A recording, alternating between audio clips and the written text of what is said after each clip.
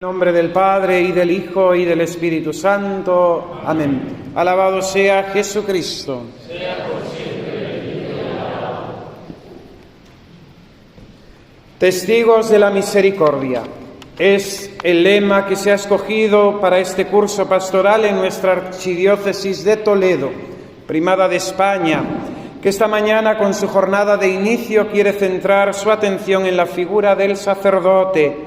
Pues no es el sacerdote uno más, ni una figura prescindible dentro de la estructura de la Iglesia, como todavía algunos en contra de la fe y del magisterio quieren seguir proponiendo, ni un derecho el sacerdocio que pueda ser reclamado o una cuestión de igualitarismo entre hombres y mujeres, como las propuestas del sínodo alemán plantean y quieren llevar también en esta dinámica de la ruptura con la fe y con la tradición al Sínodo Universal de los Obispos que está por empezar en Roma. Pensar que el sacerdote puede ser reemplazado por funcionarios o laicos clericalizados que presidan la reunión dominical como si fueran los servicios religiosos protestantes manifiesta ignorar la grandeza del sacerdocio católico y su misterio. Te doy gracias, Padre, Señor del cielo y de la tierra, porque has revelado estas cosas a los pequeños y a los humildes. Pensar que el sacerdocio, que el oficio sacerdotal puede ser ejercido indistintamente por hombres y mujeres, como si fueran líderes de un grupo de carácter reivindicativo social, y que esto se entienda como una liberación de ese supuesto machismo, el que vive la Iglesia, es no entender nada de lo que es el sacerdocio, ni su misión que Dios le otorga mediante la ordenación sacerdotal. Incluso aquellos que valoran la figura del sacerdote, pero la ven simplemente desde una visión organizativa, social, política, pastoral, no dejan de ser unos miopes para comprender quién es el sacerdote, su dignidad, su poder y a qué está llamado. Te doy gracias, Padre, Señor del cielo y de la tierra, porque has revelado estas cosas a los pequeños y sencillos. La Iglesia resume en una de sus plegarias el misterio del sacerdote con estas palabras: Jesucristo nuestro Señor, pontífice de la alianza nueva y eterna, por la unción del Espíritu Santo, no solo confiere el honor del sacerdocio real a todo el pueblo santo, sino que también con amor de hermano ha elegido a hombres de este pueblo. Y perdonad que interrumpa la oración de la Iglesia. Sí, Jesucristo ha escogido y escoge solamente a hombres, porque el mismo Hijo de Dios quiso tomar cuerpo de varón y eligió entre sus discípulos a 12 varones, discípulos donde había también discípulas, pero escogió solamente a 12 varones, para que obrasen en su nombre y le hicieran presente como sacerdote y pastor en medio de su pueblo. Que el sacerdote sea varón lo exige la misma naturaleza del signo sacramental, pues son configurados ontológicamente a Jesucristo, cabeza de la Iglesia, para ser en medio de su pueblo presencia viva, signo perenne de Jesucristo. El sacerdote es alter Christus, otro Cristo, el mismo Cristo. Cuando el sacerdote consagra, es Cristo mismo quien consagra. Cuando el sacerdote perdona, es Cristo mismo quien perdona.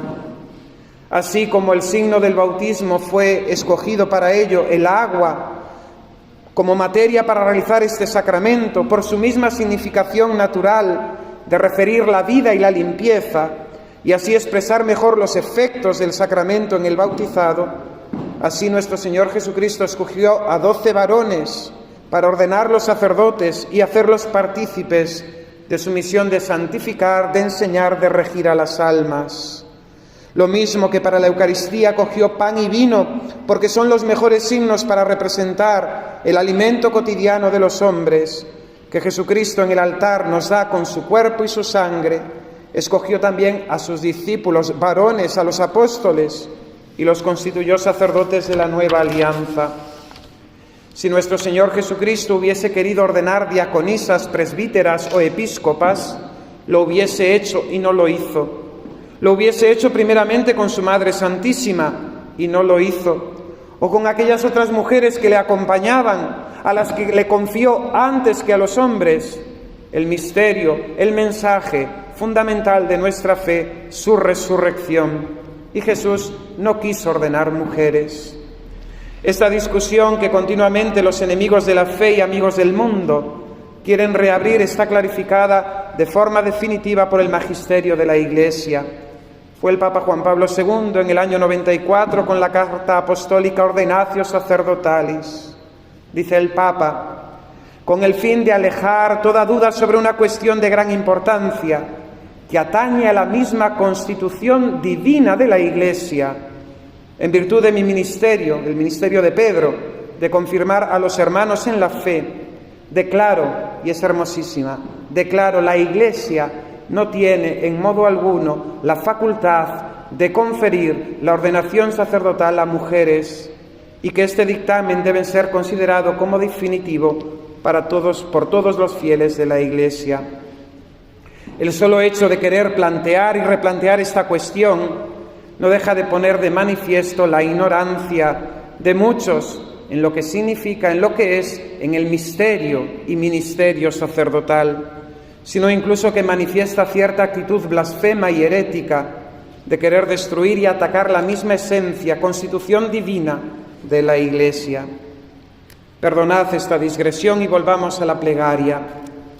Jesucristo, nuestro Señor, pontífice de la nueva y eterna alianza, por la unción del Espíritu Santo, no solo confiere el honor del sacerdocio real a todo el pueblo santo, sino que también con amor de hermano ha elegido a hombres de este pueblo para que por la imposición de manos participen de su sagrada misión. Ellos, los sacerdotes, renuevan en nombre de Cristo el sacrificio de la redención y preparan a sus hijos el banquete pascual, donde el pueblo santo se reúne en tu amor, en el amor, se alimenta con la palabra y se fortalece con los sacramentos. Tus sacerdotes, Señor, al entregar su vida por ti y por la salvación de los hermanos, van configurándose a Cristo y así dan testimonio constante de fidelidad y amor. Queridos hermanos, en esta plegaria se resume la teología católica sobre el sacerdote, testigo de la misericordia, y la vemos hecha vida, realizada, ejemplificada en la persona de nuestro querido San Pío de Pietrelcina, de nuestro querido Padre Pío, que en el día de su fiesta nos reúne en esta iglesia del Salvador de nuestra ciudad de Toledo. Padre Pío, aquel fraile capuchino, natural de Pietrelcina, fue ordenado sacerdote el día 10 de agosto del año 1910, contando con tan solo 23 años, en la capilla arzobispal de Benevento. La tarde de aquel día, él mismo escribe una oración que parece haber puesto en sus estampas de primera misa. Oh Jesús, mi suspiro y mi vida, te pido que hagas de mí un sacerdote santo y una víctima perfecta. Que bien comprendió la misericordia recibida de Dios el Padre Pío, que lo escogió entre sus hermanos para hacerlo sacerdote, su sacerdote, sacerdote santo y al mismo tiempo víctima, para ofrecerse y entregar su vida por la salvación de los hombres y la gloria de Dios. Que bien comprendió el Padre Pío su misión de testigo de la misericordia, al responder con generosidad y valentía a la vocación religiosa y sacerdotal, dejándolo todo en pos del Cordero Inmaculado. Que bien entendió el Padre Pío su misión de ejercer la misericordia divina, pasando muchísimas horas de su día a día, muchas horas de su vida, sentado en un confesionario de madera, esperando a los pecadores, escuchando, corrigiendo, exhortando, animando, perdonando con el poder de Dios los pecados. Padre Pío entendió el misterio que era ser testigo de la misericordia divina, liberando a las almas del poder de Satanás y devolviéndolas al estado de gracia, de amistad con Dios. Entendemos por eso por qué el demonio se cebaba tanto con él, por qué lo atacaba incluso físicamente y lo turbaba continuamente con tentaciones de hacerle pensar que era mal sacerdote y que se iba a condenar. A una persona que un día le preguntó: ¿cuál es tu misión en el mundo? ¿Cuál es su misión en el mundo, Padre Pío? Él le contestó con una sola frase: soy un confesor, yo soy un confesor. Solamente unas semanas más tarde de su ordenación sacerdotal, expresaba a su director espiritual este deseo de inmolación y de entrega para identificarse plenamente con Cristo, sacerdote y víctima divina, que cada día él ofrecía en sus manos a la Santísima Trinidad para satisfacer y reparar la desobediencia de nuestros pecados y obtener misericordia para sus hermanos. Así lo expresaba él en su carta: desde hace tiempo siento una necesidad, la de ofrecerme al Señor como víctima por los pobres pecadores y por las almas del purgatorio. Este deseo ha ido creciendo cada vez más en mi corazón, hasta el punto de que se ha convertido, por así decir, en una fuerte pasión. Es verdad que ya he hecho varias veces este ofrecimiento al Señor, presionándolo para que vierta sobre mí los castigos que están preparados para los pecadores y las almas del purgatorio, incluso multiplicándolos por 100 en mí, con tal de que se conviertan y salven, con tal de que se conviertan los pecadores y salve a las almas del purgatorio. En Padre Pío contemplamos claramente la grandeza y el misterio del sacerdocio, unido siempre al altar, al sacrificio de la misa, al sacramento de la confesión, a la santificación y dirección de las almas, a las obras de misericordia para con todos, pero principalmente como Padre de los que más sufren en sus almas y en sus cuerpos. No se puede separar el sacerdote del altar, no se puede concebir el sacerdocio católico sin la misa. El sacerdote es el ministro de Dios, el hombre de lo santo y sagrado, el oferente de los misterios divinos, el mediador entre cielo y tierra, el intercesor constante ante Dios en beneficio de su pueblo. Y es lo que nos recuerda el señor arzobispo en su carta pastoral para este curso, en su capítulo 2. El sacerdote, personificación sacramental de Jesucristo, el sacerdote mediador, el sacerdote apóstol y profeta y maestro, el sacerdote guía y siervo del pueblo de Dios. Todas las actividades que pueda realizar un sacerdote, pastorales, caritativas, educativas o de cualquier otra índole, en beneficio de sus hermanos son buenas, pero ninguna más importante, ni más necesaria, ni más fundamental y esencial que la de ofrecer el santo sacrificio de la misa diariamente, poder que la Iglesia entrega a sus sacerdotes en la ordenación, indistintamente de sus dones personales, de sus habilidades o de sus carismas. Es más, toda obra de apostolado, dirá San Manuel González, que no nazca del sagrario o lleve directamente al sagrario es ineficaz. Esto mismo lo decía el Padre Pío en su pensamiento. El mundo podría subsistir sin el sol, pero no sin la Santa Misa. La Eucaristía, el sacramento del cuerpo y la sangre del Señor que se celebra en la renovación del sacrificio del altar, es como el sol para la vida de la Iglesia, de cada cristiano, de cada sacerdote. La Eucaristía es fuente y culmen de la vida cristiana. No quisiera alargarme más, mis queridos hermanos, pero quisiera invitarles a escuchar un testimonio que me encontré ayer acerca de una persona que asistió a la misa de Padre Pío, Vladimir de Ormesson, embajador de Francia ante la Santa Sede. Decía: a las 6 de la mañana, en punto, el Padre Pío entró en la capilla por una puerta lateral, la cabeza cubierta con su capucha de capuchino. Ayudado por 2 monaguillos, se abrió paso dificultosamente. Como se elevó un clamor entre la asistencia, se volvió para imponer silencio. Subió los escalones del altar, se descubrió la cabeza, empezó la celebración. Lo digo porque es verdad. Nunca en mi vida había asistido a una misa tan conmovedora y, sin embargo, tan sencilla. El Padre Pío actuaba siguiendo los ritos tradicionales.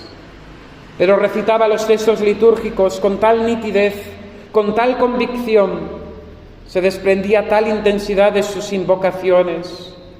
Sus gestos, aunque muy sobrios, eran de tal grandeza que la misa adquiría no sé qué proporciones y se convertía en un acto absolutamente sobrenatural, lo que en realidad es y lo que precisamente hemos olvidado con frecuencia que es. Cuando elevó la hostia y luego el cáliz, el Padre Pío quedó inmóvil en la contemplación. ¿Durante cuánto tiempo tuvo la hostia con los brazos elevados por encima de nuestras cabezas? ¿Cuánto tiempo el cáliz? 10, 12 minutos, quizás más, no lo sé. En medio de aquella multitud solo se oía el murmullo de la oración. Era de verdad el intermediario entre los hombres y Dios, la extrema punta de la criatura finita ante el infinito. En ese momento insigne yo tenía no sé cuántos vecinos aupados sobre mis hombros. Literalmente no lo sentía. Mi mujer, que se hallaba poco a mi izquierda y que veía al Padre Pío de lado, en el momento de la consagración vio muy claramente brotar sangre de las palmas de sus manos. Después de bendecir a la asistencia, cuando el Padre Pío abandonó la capilla, me di cuenta al mirar el reloj que la misa había durado exactamente 1 hora y 50 minutos. Queridos hermanos, el sacerdote es testigo de la misericordia, principalmente en la celebración de los sacramentos, donde por su medio Dios obra con misericordia con nosotros, siéndonos aplicados los méritos de la pasión y muerte de nuestro Señor Jesucristo, para el perdón de nuestros pecados y salvación de nuestras almas. Acojamos la invitación del señor arzobispo en este curso pastoral y como propósito sencillo, asequible a todos, crezcamos en este año en amor, respeto, veneración, piedad hacia nuestros sacerdotes. Ayudémosle primero con nuestra oración y sacrificio, uniéndonos a tantas almas contemplativas, monjas de clausura, que todos los días se ofrecen y oran por los sacerdotes. Colaboremos con nuestros sacerdotes en nuestras parroquias y comunidades. Secundemos sus iniciativas. Ayudémosles en su carga pastoral y sobre todo ofrezcámosle nuestra sincera amistad. Y no dejemos de pedir insistentemente por intercesión del Padre Pío al dueño de la mies, que envíe operarios a su mies. Que dé a los jóvenes y a los niños generosidad y valentía para responder a la llamada. A los seminaristas y a los que se forman para ser sacerdotes, perseverancia y fidelidad. Señor, danos sacerdotes. Señor, danos santos sacerdotes. Señor, danos muchos y santos sacerdotes. Que así sea. En el nombre del Padre, y del Hijo, y del Espíritu Santo. Amén.